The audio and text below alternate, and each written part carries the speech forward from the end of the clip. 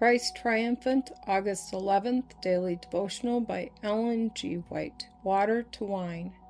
This beginning of miracles did Jesus in Cana of Galilee, and manifested forth his glory, and his disciples believed on him. John chapter 2, verse 11.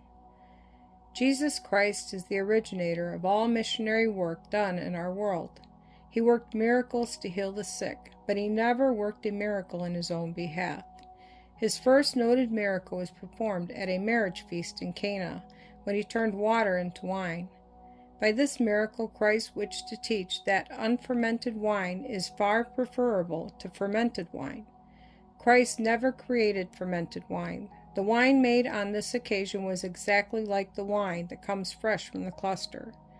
Christ knew the influence of fermented wine, and by giving them pure unfermented wine, he showed them the only safe way in which to use grape juice.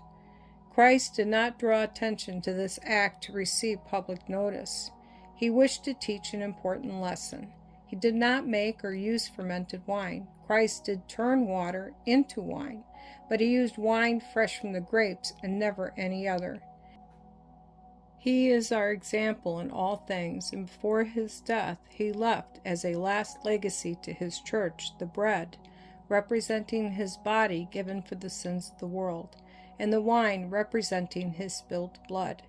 But nothing but unleavened bread and unfermented wine could be used. Nothing of a fermented character is to be used in the communion service, for fermented wine would destroy the figure representing the blood of Christ. We may all look upon this question as forever settled. Christ wrought this miracle to teach still another lesson.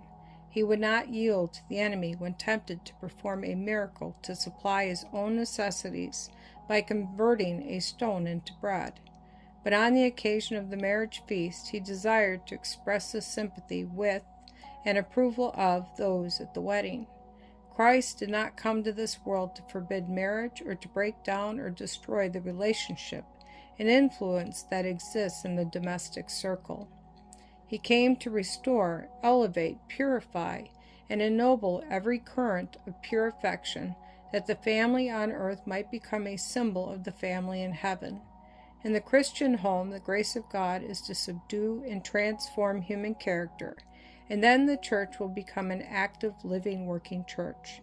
In such families, the song may well be sung, "There are angels hovering round, there are angels hovering round, go and carry the tidings home."